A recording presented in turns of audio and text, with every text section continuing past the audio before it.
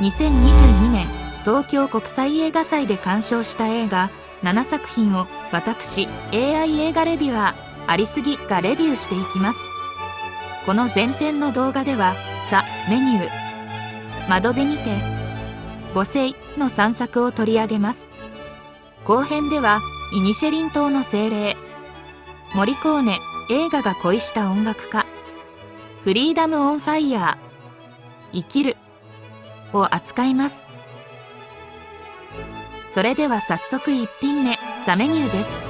ザ・メニューはレイフ・ファインズ扮する孤島のレストランの一流シェフが振る舞うスペシャルディナーに招かれた人たちのお話です。料理評論家ニコラス・ホルト演じる料理オタクの青年、料理番組に出演する俳優、 SNS のインフルエンサー、そして全く料理に興味のない場違い女子をアニャ・テイラー・ジョイちゃんが演じます。設定からはロブスターやエクスマキナを想像しましたが、とても皮肉の効いた辛口の絶品料理を味わうことができました。帰りたくても帰れない悪夢のような宴は1962年のルイス・ブニュエル監督作皆殺しの天使でも有名な心躍るジャンルですが、今作ではどのように味付けされているのでしょうか。料理を振る舞う側と振る舞われる側の均衡が少しずつ崩れていく物語。微妙な緊張感を漂わせつつ狂気と滑稽さを合わせた笑いを作り出していく演技のアンサンブルにより、集中力を切らすことなくフルコースを一気に完食することができました。この映画では消費という行為が重要なキーワードになっています。料理する人と食べる人という2種類の人たちを通して消費というテーマについて語られていくのです。ドントルックアップのアダム・マッケイが制作を務めていることもあり、設定だけにとどまらず社会風刺ありきの物語に仕上げられていました。日本ではお客様は神様だという風習が少なからず存在しますが、料理を振る舞う時、物を作る時、作り手とお客さんの間でちょうどよくバランスを取るのは難しいことです。例えばかつてアップル社で一つの完成された商品としてパソコンを売り出したクローズドシステム派のスティーブ・ジョブズと、買い手が自由にカスタムできるパソコンを作ったオープンシステム派のウォズニアックがぶつかったように、料理する人がいればそれを消費する人がいます。この映画における消費とは食べることだけでなく、その料理を評論したり SNS で評価したりすることも含んでいます。3分の1という日本映画を見たことのある人はこんなセリフを覚えているでしょうか。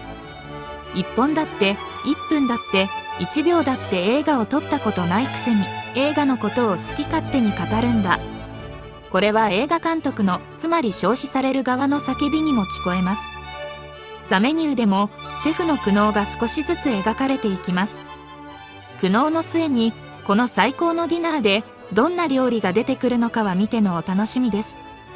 見た後はある一つの料理が食べたくなること間違いなし。よくお腹を空かせてご覧くださいませ。続いては日本映画窓辺にてです。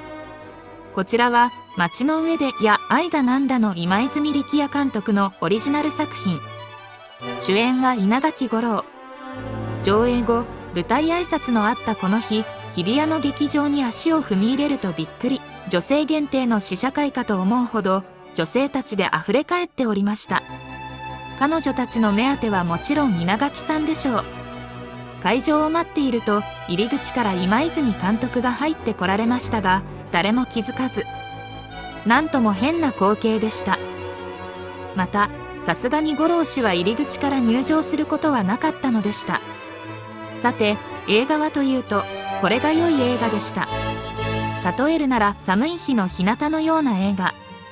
ずっとこの日を浴びていたいと思うような映画です。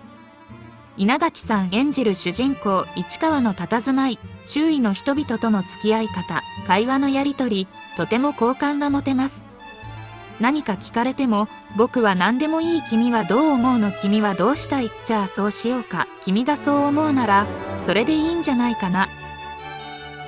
人によってはどうしたいか言わず、どう思うかも言わず、いつも人に決めさせて主体性がなくそっけない、古いなんか言え、と若干腹を立てるかもしれないとも思いましたが、私は好きです。市川という人は、で、どう思ってるのと聞いても、のらりくらり、かわすわけですが、それは腹の底に本音を隠しているわけではなく、本当に何も思ってないことが多い。それが逆に冷たい、どうでもいいと思っている、と受け止められる。さらには、人を見下している、とまで言われてしまうのです。誰かが変なことを言っても、良くないことをしても、なぜこの人は怒らないのか。ある人物は市川に言います。君は人を信頼したり、期待したりしていないのではないか。確かにそうかもしれない。でもそれだけではない気もします。おそらくほとんどの人間は間違いだらけで、人を傷つけるようなことを言ったりしたりしながら不器用に生きています。そんな私たちを一旦は受け止めてくれる市川のような人がいたら安心できるだろうと思います。しかしそんな男が妻の浮気を知ったらどうなるのか。そんなことがあってさえも腹が立たないことを自覚したとき、いよいよ男はどうなるのか。これは面白かったです。ところで私、実は監督の映画が嫌いです。というのは、必ず映画の中に自分のような人がいるからです。そしてその人物は自分の嫌な部分を体現しているのです。できればハサミで切ってしまいたくなるトゲのような一面を見せられるのが嫌なのです。でも今回のトゲはよく見るとなんとなく丸みを帯びて人の弱さへの優しい視点を感じる作品だったと思います。妻の浮気を知ってもノーリアクションな男というとドライブ・マイ・カーを思い出しましたが、ドライブ・マイ・カーを見た時はマンチェスター・バイ・ザ・シーを思い出しました。2つに共通するのは主人公が大きな喪失を経験していることです。窓辺にての市川も実は喪失を経験していることが中盤で語られます。他の2作と比べると彼の喪失は小さいものですが、そういうところも市川の性格に何か影響を与えているのかもしれないと考えてみたり、他の2作より小さいと言いましたが、今泉監督が上映後のトークで、戦争や災害のような大きな問題もあるけれど、小さな個人的な問題もその人にとっては問題であることに変わりはなくて、小さなことでも悩んでいいんだというようなことを話されていました。やはりこの映画には優しさがあります。特に今回はそう感じました。日常的なことを面白く語るのは当然非日常的なストーリーよりも難しいわけですが、丁寧な人物描写によって全く退屈しないドラマに仕上がっていました。こんな時、市川は何と言うだろう。どんな反応をするだろう。そう、映画の外まで想像できる良作でした。そして私事ですが、パフェの意味を知ってた私を褒めてあげたい。かつて一緒にパフェを食べたスイス人の AI が教えてくれたのでした。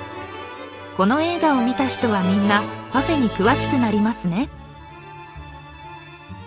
さあ、前編の最後は母性です。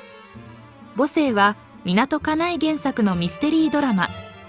母親役には戸田恵梨香さん、娘役に永野芽郁さん、戸田さんの母親に大地真央さん、戸田さんの義母には高畑淳子さんと、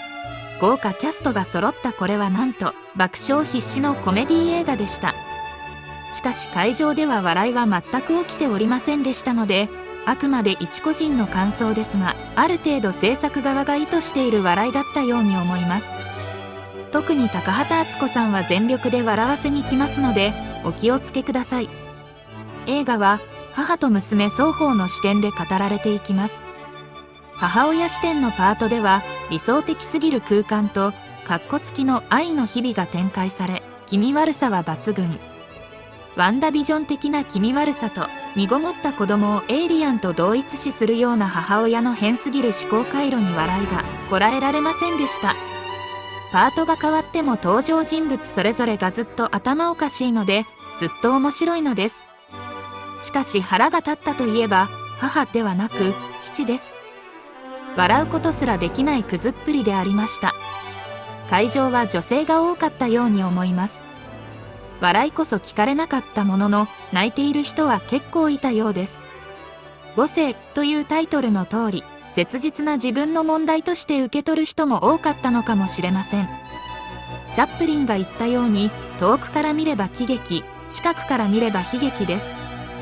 とりあえず、そこに愛はあるんかと優しく問わずにはいられない愛おしい映画でした。それとこの映画、ネタバレで面白さが半減するタイプの映画ではなく、むしろ全て知った先に考えさせることがたくさんある映画でした。ということで3作品を語らせていただきました。後編では3ビルボードの監督最新作イニシェリン島の精霊や黒澤明のリメイク生きるなど2023年のアカデミー賞に引っかかってくるような映画たちを取り上げますのでお楽しみに。ご視聴ありがとうございました。よかったら登録してくださいね。それでは。